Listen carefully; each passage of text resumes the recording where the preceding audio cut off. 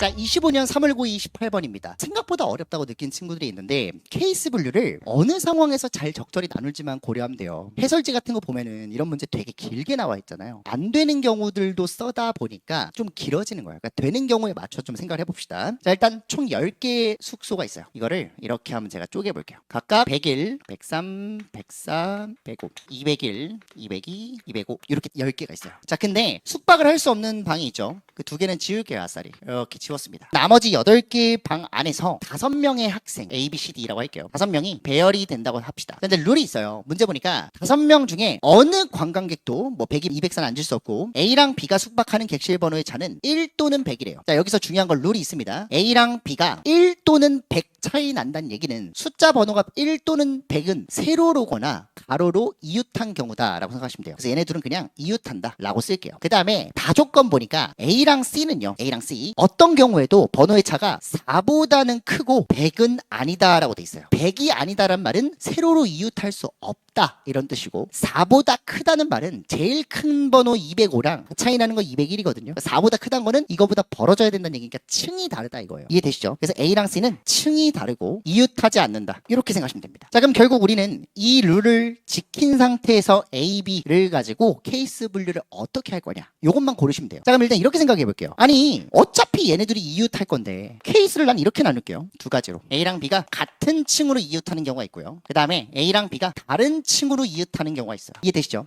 같은 층 이웃은 4가지가 있습니다. 하나, 둘, 셋, 넷 이렇게 말고 없어요. 다른 층 이웃은요 3가지가 있어요. 하나, 둘, 셋 이렇게. 그래서 그거를 케이스 분류한 거예요. 그럼 이 4가지 중에 하나를 고르고 그 다음에 나열되는 것까지 고려하면 A, B가 이웃한 거니까 자리 바꿀 수 있잖아요. 8가지예요. 근데 이거를 또 2가지로 제가 나눌게요. 왜요? 왜냐면은 이 8개 중에 그러니까 A, B가 같은 층에 이웃하는 게 8가지예요. 총. 그 중에 4가지가 나뉘어요. 왜요? 여기서 뭘 말한 4가지냐면 어차피 C는 A랑은 절대 세로로 이웃할 수 없고 다른 층에 있어야 되잖아. 근데 A가 만약에 202나 여기 104에 앉으면요. 어차피 이 아래층 이 위층은 앉을 수가 없어요. 그러니까 C의 선택권이 좀 더 늘어나는 겁니다. 이해되십니까? 그래서 결론적으로 이 4가지는 A가 104나 202에 앉는 경우만 4가지인 거예요. 왜? 아니 여기 A가 앉았다고 가정을 해봐. B가 앉을 수 있는 게 하나, 둘 뭐 이런 식이잖아. 여기 A가 앉았다고 생각해봐. 하나, 둘 이런 식으로. 그래서 총 4가지. 그래서 결론적으로 B가 앉는 개수를 가지고 우리가 4가지로 쪼갠 겁니다. 자, 그럼 어쨌든 간에 이렇게 앉는 경우와 A가 104랑 202가 아닌 경우를 나눴어요. 한번 해봅시다. 그럼 이 4가지는 A, B가 이렇게 앉았어요. 상상하는 거야.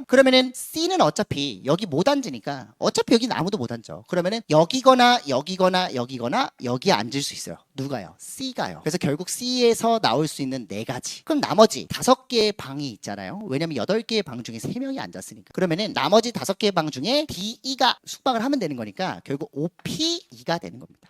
이해되시죠? 그래서 4 곱하기 4 곱하기 이렇게 하시면 돼요. 자, 그 다음에 얘도 마찬가지예요. A랑 B가 앉긴 앉는데 이번에는 A가 다른 데 앉은 거예요. 그러면은 C는 절대로 여기 못 앉아요. 이해되시죠? 왜냐면 서로 다른 층인데 이웃하지 말라 했으니까. 그러면은 결국 C가 앉을 수 있는 건 3가지가 됩니다. 그래서 3 곱하기 나머지 D랑 E가 앉는 경우 OP 똑같이 쓰면 돼요. 결국 이렇게 계산을 하고 나면요 20 그리고 4가지 80에다가 60을 더하면 140 곱하기 4 하는 거니까 560 이렇게 나오네요. A, B가 같은 층에 앉는 경우는 560까지다. 그 다음에 A, B가 다른 층에 앉는 경우는 너무 쉽죠. 3가지 중에 하나라 했어요. 세로로. 그럼 3 곱하기 이렇게 갈게요. 여기다 적을게요. 그리고 2팩 왜냐면 A, B 자리 바꿀 수 있으니까. 그래서 A, B가 이렇게 앉았어. 그럼 C가 앉을 수 있는 거는 어차피 아무데나 앉으면 돼요. 3가지 중에. 곱하기 3 처리해 주시고요. 나머지도 OP 처리하시면 됩니다. D랑 E가 앉아야 되니까요. 그래서 결론적으로 9, 2, 18에다가 20 곱하는 거니까 답은 360 이렇게 돼요. 그래서 최종적으로는 560 더하기 360이니까 뭐 800에 120 더해서 920이다 라고 쓰고 넘어가면 되는 그런 쉬운 문제인데 케이스 분류를 어느 지점에서 하냐에 따라서 풀이가 좀 길어질 수 있습니다. 그래서 어렵다 보니까 여러분들이 변형 지점도 좀 고려하면 좋아요. 뭐가 있을 거냐? 제가 생각했을 때는 A, B가 뭐 4보다는 크고 100이 아니다 이런 말이 나왔잖아요. 근데 예를 들어서 101 차이 난다고 생각해봐요. 숫자가 뭐 A, B가 그렇든 A, C가 그렇든 101 차이 나면요 101이랑 202 이렇게 앉을 수 있어요. 크로스로 앉는 경우의 문제도 충분히 낼 수 있을 겁니다. 그 다음에 뭐 층을 늘려서 혹은 사람이 더 늘어서 앉는 케이스가 늘거나 줄 수 있겠죠. 다방면으로 우리가 생각해 볼 수 있다는 거고 절대로 이웃이 아닌 대각선으로 크로스로 퐁당퐁당 앉는 경우까지도 생각을 해서 스스로 변형을 해봐도 좋고요. 여러 가지 변형집을 풀어보면서 뭐 실력을 익히는 게 좀 가장 중요하겠지만 중요한 거는 어느 지점에서 케이스 분류를 하는 게 가장 빠를 것이냐를 좀 자꾸 고민하면서 풀면 좋을 것 같습니다. 자, 끝이고요. 다음 문제로 넘어가도록 할게요.